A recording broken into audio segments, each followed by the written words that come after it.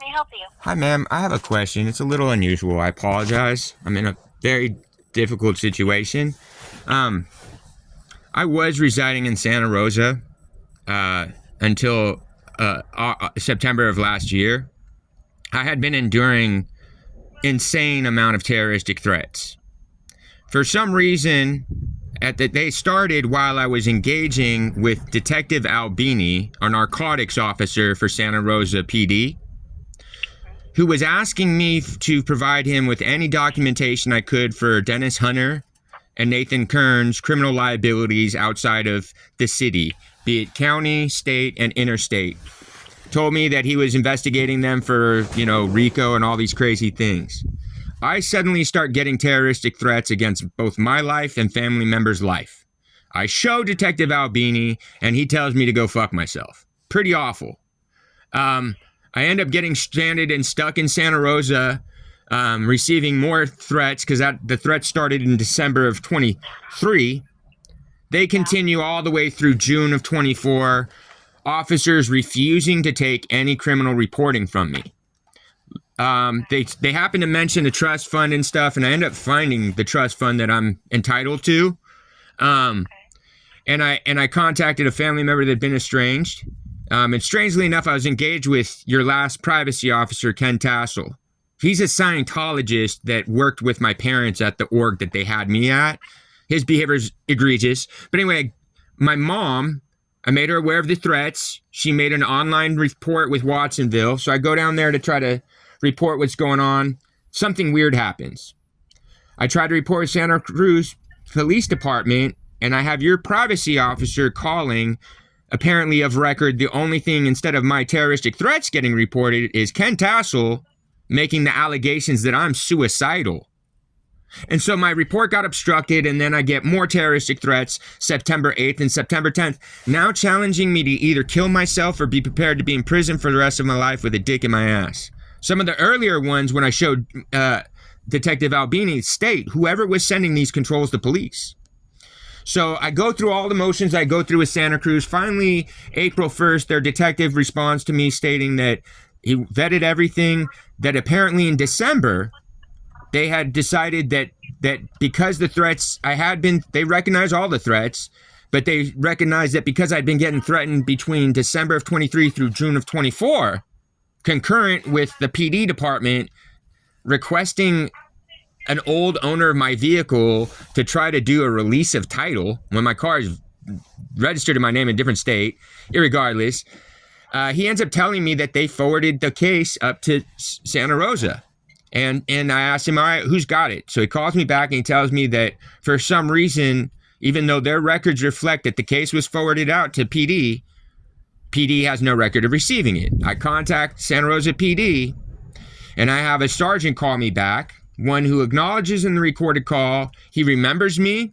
He remembers seeing how badly injured I was because I had been in an explosion in one of Dennis Hunter's facilities. He knows that Medi-Cal somehow is covering the $180,000 trauma bill for Dennis Hunter's liability. They know that the county had sued the other party, Nathan Kern, over code violations when they knew another trafficked party had died on that facility the year before. They successfully sued him for $500,000 in 2023. Yeah, so I almost died on another facility of mine, so this is why I was being victimized. So I call that sergeant, and after him admitting he knows about everything that I had been enduring in the recorded call, he then decides to state that, well, he thinks that I was just being scammed, so he's not going to take a criminal report. These are terroristic threats against my life. He's decided that he assessed it was a scam because one of the threats back in December states that if I don't provide them with $10,000, they're going to kill my mom. Too bad they never tell me where to provide or make that payment. And, I'm in a very compromised position to where Santa Cruz has decided that it's your guys' jurisdiction. Even though I did get threatened there September 8th and September 10th, they were trying to cover for Ken Tassel. They claim the case has been reverted to Sonoma. SRPD claims it doesn't exist. I don't really know what to do. Okay. So when located the very last time you received these terroristic threats? The last set of threats that I got was in Santa Cruz. Santa Cruz knows that. But because there's 2 police reports in Santa Cruz, which is really weird. They gave me my initial report number, which got concealed. It got concealed because Ken Tassel was on record calling the sheriff's department when he shouldn't even know that I'm in Santa Cruz, making allegations that I'm suicidal because, see, Ken Tassel failed to ever start the HIPAA violation grievance between us. And for some reason, he knows who I am even. Let alone is he making allegations that he believes that I'm mentally unwell and suicidal in a different county. He made the allegations that I called him suicidal. What would have been appropriate for your county would have been he would have notified you guys so that you guys could mitigate things appropriately.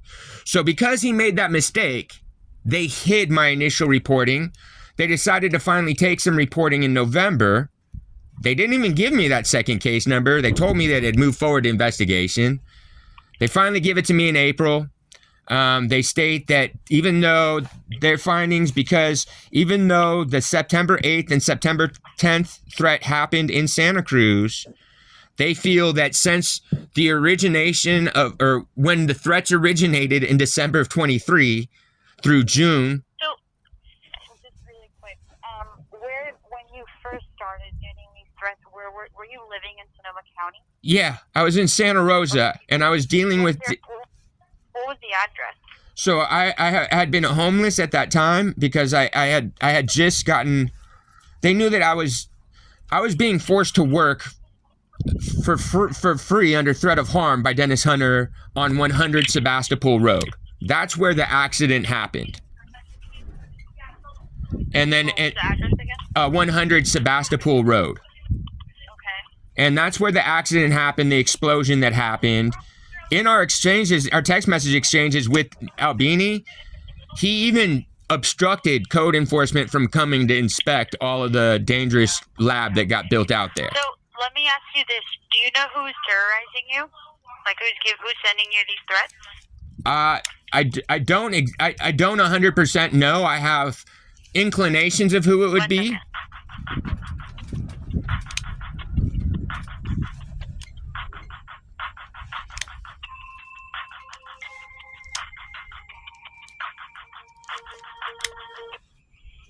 Okay. I'm sorry. Do you have a name of who's sending you these threats? No, ma'am. They're coming from an unidentified number. The party wouldn't identify themselves. I have suspect of who it would be, but the problem is that they mention a trust fund that I never knew about that I have finally located. And they also mentioned they've been stalking me for over 10 years. Okay. What was your first name? Thank you so much, ma'am. Thank you. My first name is Aaron, A-R-E-N. My last name is Fanning, F as in Frank, A-N-N-I-N-G. I do want to stop myself. Thank you for hearing me out, ma'am, and trying to facilitate this. It's been really bad. I understand, and I'm so sorry that this has been happening to you for quite so long. But it's just kind of tricky because if you're saying it all stemmed off of the first incident that happened on 100 Sebastopol Road, and it's kind of been nonstop since then. I know you said you've already reported something with San Rosa PD. No, they will not. They have refused to engage with me, period. At any point, they will not do any reporting for me. Okay, so how about this? Can I provide you with the non-emergency dispatch line for the sheriff's office so you can see about documenting this with one of our deputies? I would be extremely grateful for the opportunity because it needs to stop. I do know for a fact that Detective Albini has allowed this. At the same time, while he's asking me to be a confidential informant, he's going to allow me to be threatened, not just me, but my mom's life. And it happens to be what he ended up divulging to me is that Dennis Hunter's business partner, Nathan Kern, Albini's parents and his little brother still live next door to Nathan Kern, where he grew up. So Albini happens to be a big liability, and he's helping Dennis Hunter and Nathan Kern. Like, I incurred a $180,000 medical bill from the explosion instead of Dennis Hunter and Nathan Kern paying for it. Albini's acts and what he's hidden, somehow Medi-Cal had to cover that. And that's gross. So, Aaron, let me give you the dispatch phone number. That way you can call them about, reporting this and getting it documented with one of our deputies. Sure. So the phone number is 707 Uh-huh. 565 Uh-huh. 2121. They'll ask you, they'll need an address from you. If you provide the address you gave me, they're going to tell you that you need to report it to Santa Rosa PD. If you just tell them that you've tried to do so, but they failed to take a report, then maybe we can bypass it, but I can't guarantee. No, I get it. It's just strange. It's just gross that it's concurrent to trying to having a detective asking you to act as a confidential, and then knowing that dude probably just told Nathan Kern, and that's why I'm under these threats. And you know what I mean? It's pretty grim. Yeah. Dennis Hunter. Try, okay? Yeah, for sure. But just so we're clear, the reason why they have the interest to protect him is Dennis Hunter owns Cannacraft. So it's like the largest tax revenue source in the city. Yeah. And yeah, so that's why I'm just disposable. The year before, the partner Nathan Kern got sued by your guys' county because another trafficked party died on one of their facilities. So that's why it was more important to hide me and what happened to me, because, clearly Nathan Kern and Dennis Hunter are continuing to traffic people, running illegal facilities. And what I documented with Albini was everything. I documented him labs that Hunter's controlling in Oklahoma. All kinds of stuff. He was asking me for everything outside of county. So we got Lake County. He asked me to document for him, verify that this is the spore manufacturing plant for all of the mushrooms. All of that, Albini decided for some reason to protect that.